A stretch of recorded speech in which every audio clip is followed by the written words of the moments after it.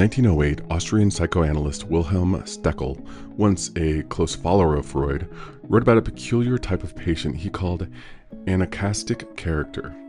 These individuals were rigid, perfectionist, and deeply anxious, but not about anything obvious. Instead, they fear their own inner chaos.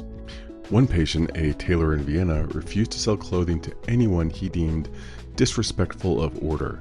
If a client arrived with a wrinkled handkerchief or an unlaced shoe, he would cancel the sale. His shop was immaculate. Dust was his enemy. Disorder made his chest tighten. But beneath the starch and structure was longing for control, a defense against an inner sense of collapse. Today we know this as Obsessive-Compulsive personality disorder, part of the cluster C group in the DSM-5, the anxious and fearful personalities. And we'll be going over those more today in this episode of Licensure Lifeline.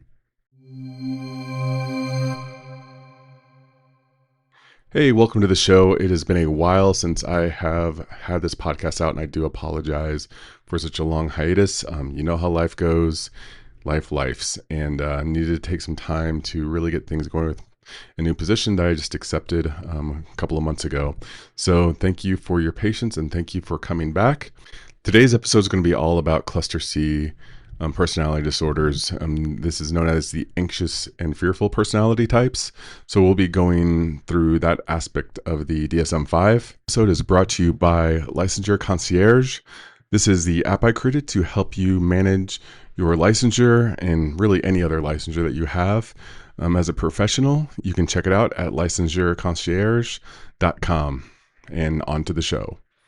All right, let's take a look into the news today. A recent article in Psychology Today pointed out that cluster C personality disorders are among the most underdiagnosed personality types, especially in women and people in the BIPOC community, as well as individuals in the lower income populations. Why? Because these clients often appear compliant and quiet and high functioning, but just beneath the surface, there may lie just a deeper, entrenched, anxiety-driven coping style. This article reminded me specifically how important it is as a therapist to be just open-minded to how people present.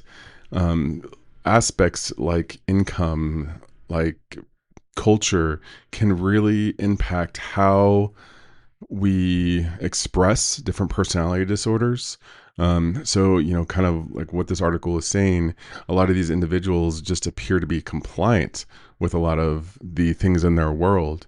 Maybe they're not that person that's tidying up the house constantly, or, checking to make sure that there's nothing out that shouldn't be out.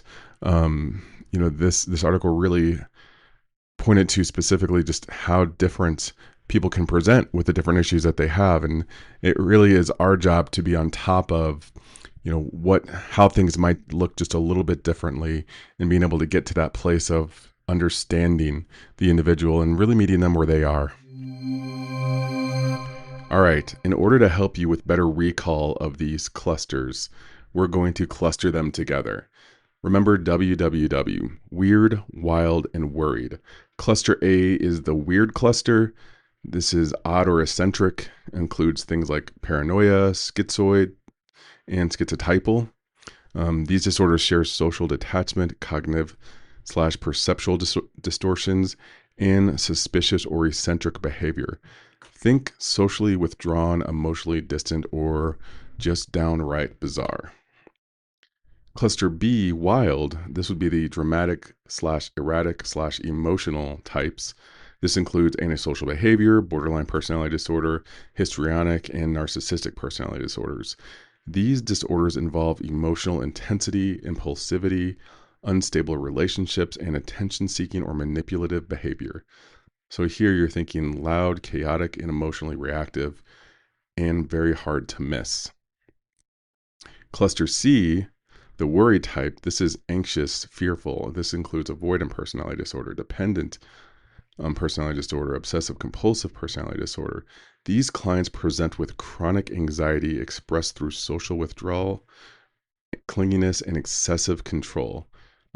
So think, quiet, polite, rule following, but driven by fear or judgment, abandonment, etc. All right, so just think of these different clusters and cluster together this information to help you better recall them for the test.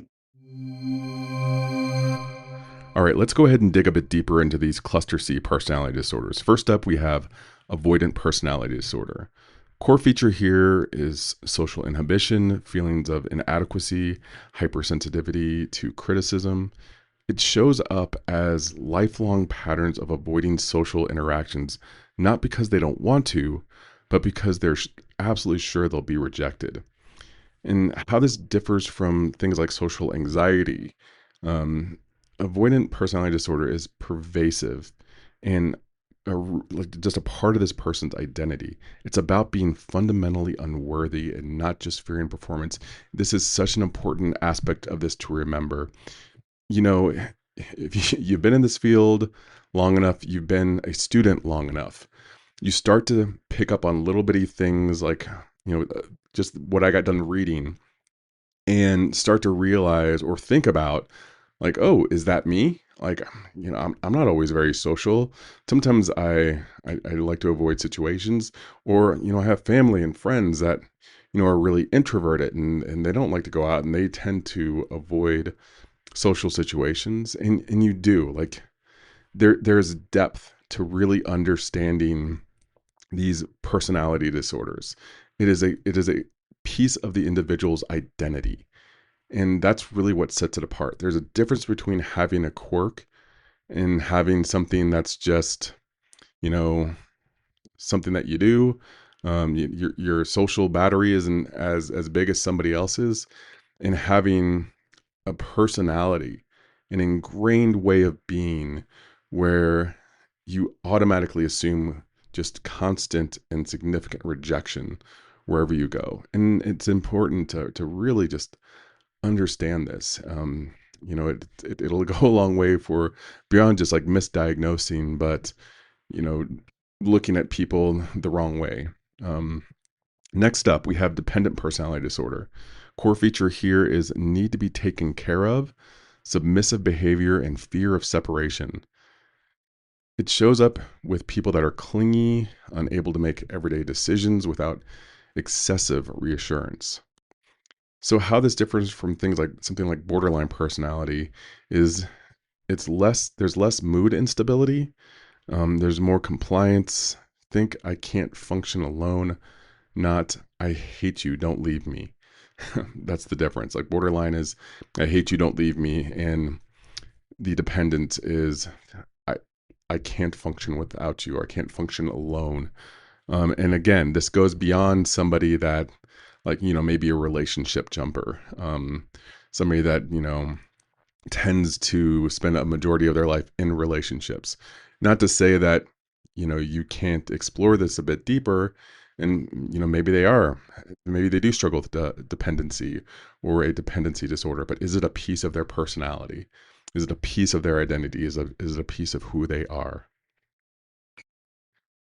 Lastly, we have obsessive-compulsive personality disorder, OCPD. Core feature here is orderliness, perfectionism, and need for control. And how this differs from something like OCD is it's egocentric. The person believes their behavior is right and necessary. So more than just a behavior that they engage in over and over and over again, but there's a belief here, a belief system that says the way that they do is right and it needs to happen. OCD is ego dystonic. They hate the intrusive thought. Okay. That's one of the bigger differences. So an example here, Marcus is an accountant, shows up to therapy with a binder and resents unstructured conversation. He sees emotion as a distraction from efficiency. That's somebody that probably struggles with something like obsessive compulsive personality disorder. All right, for my LCSWs out there, remember these disorders often develop as adaptive responses to trauma, instability, or systemic pressure. So avoidant personality may stem from chronic criticism or bullying. Dependent personality disorder might emerge in cultures or families that discourage autonomy. OCPD, obsessive compulsive personality disorder, can be a survival strategy modeled by controlling or perfectionist caregiving. So people studying for the ASWB exam will test this. The exam will test your ability to apply clinical thinking with cultural awareness, not just diagnosed contextually. And I think that's one of the bigger differences you see between counselors and social workers. There is kind of this sense of a little bit more of cultural awareness and clinical thinking when it comes to looking at some of these disorders, versus I think therapy a lot of the time gets pushed more toward diagnosing. How do we diagnose? What's this diagnosed as? Where does this belong in the DSM-5? What's the code that we can put in for this individual? But you can already see that there's significant crossover here. Not that therapists should be as aware of clinical thinking and cultural issues or pieces of factors that go along with this stuff as well. All right, let's get into some questions you might see on the NCE. First up, a 38-year-old client refuses to delegate tasks, becomes irritated with disorder, and sees his standards as necessary, even admirable. What is the most likely diagnosis? Obsessive-compulsive personality disorder, obsessive-compulsive disorder, narcissistic personality disorder, generalized anxiety disorder. The answer here is going to be A. This is going to be obsessive-compulsive personality disorder. You knew with this one as soon as I said his standards and necessary, right? Question number 2. A 25-year-old woman avoids dating and group gatherings because she believes she is not good enough. She fears criticism and says that she'd rather be alone than risk rejection. What is the most likely diagnosis? Social anxiety disorder, major depressive disorder, avoidant personality disorder, or schizoid personality disorder? The answer here is going to be C, avoidant personality disorder. So, it's pervasiveness and identity level fear of rejection points to avoidant personality disorder. A client avoids conflict, needs excessive reassurance. Oh, I'm sorry. Question 3. A client avoids conflict, needs excessive reassurance, and fears being alone to the point of staying in an unhealthy relationship. What diagnosis best fits this individual? Is it A, dependent personality disorder, B, borderline personality disorder, C, histrionic personality disorder, or D, adjustment disorder? Answer here is going to be A, dependent personality disorder, an excessive reliance on others for support and the inability to make decisions independently. Question number 4. Which trait best distinguishes OCPD from OCD? Would it be the presence of intrusive thoughts, the presence of compulsive behaviors, ego-systonic behavior patterns, or the level of distress caused by symptoms? Answer for this one's going to be C, ego-syntonic behavior patterns. All right, we're going to end the podcast today, the session today, let's say, with a little vignette. So, you are meeting a 33-year-old client named Jenna, referred by her primary care physician after multiple visits for stomach aches and fatigue without any medical explanation. In your first few sessions, you notice Jenna is polite, soft-spoken, and constantly seeks reassurance before making even a small decision. She says things like, "I don't want to do therapy wrong," and often ask why or what she should do about every issue, such as choosing groceries or responding to emails. She lives with her boyfriend of 6 years, who she describes as the decision maker in the relationship. When asked about personal goals, Jenna hesitates and says, "I usually just go along with whatever he thinks is best. I'm not good at planning or thinking ahead." She expresses intense fear of being alone and reveals that she stayed in a previous emotionally abusive relationship because she couldn't imagine starting over. All right, based on this information about Jenna here, Which of the following is most appropriate for a provisional diagnosis? Would it be generalized anxiety disorder, dependent personality disorder, persistent depressive disorder, or borderline personality disorder? I know it's a bit of a softball one, but it's dependent personality disorder, right? It's sad because I've seen individuals like this before, and you see this oftentimes in their relationships that they tend to overstay a relationship because they just struggle so much with imagining their lives on their own. And even when you see situations like abuse, which is really unfortunate. So it's an important piece to try to get these individuals as much support and help as quickly as possible, right?